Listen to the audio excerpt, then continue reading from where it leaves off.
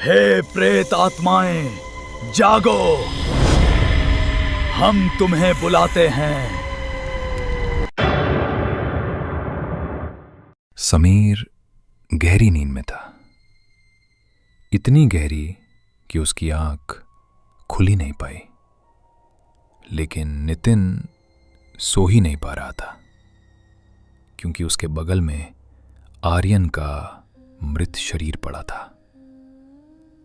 लेकिन उसे डर उस शव से नहीं था, डर किसी और चीज का था।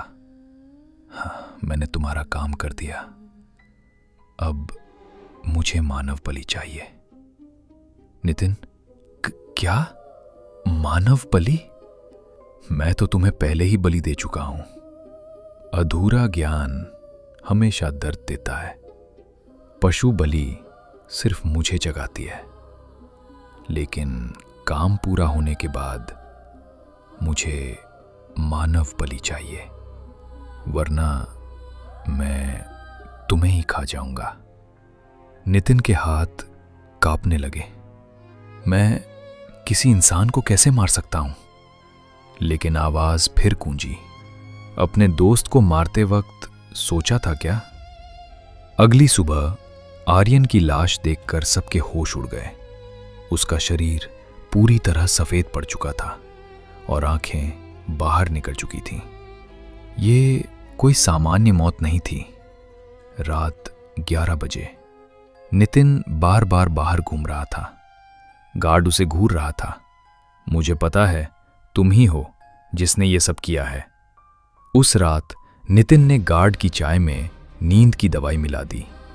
12 बजने में सिर्फ 3 मिनट नितिन ने गार्ड को घसीटा और उसे बेताल के मंदिर तक ले गया। उसने गार्ड की बलि चढ़ा दी, लेकिन जब वो वापस मुड़ा, गार्ड गायब था। वहां था तो बस हड्डियों का ढेर। नितिन को लगा अब वो बच गया, लेकिन ये सिर्फ शुरुआत थी। रात के 12 बजे वो फिर आया।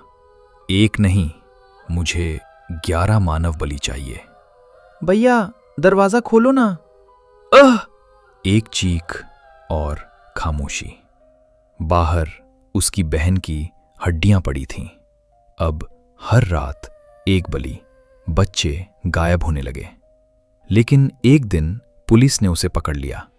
उस रात वो बलि नहीं दे पाया और बेताल ने उसके पूरे परिवार को खत्म कर दिया।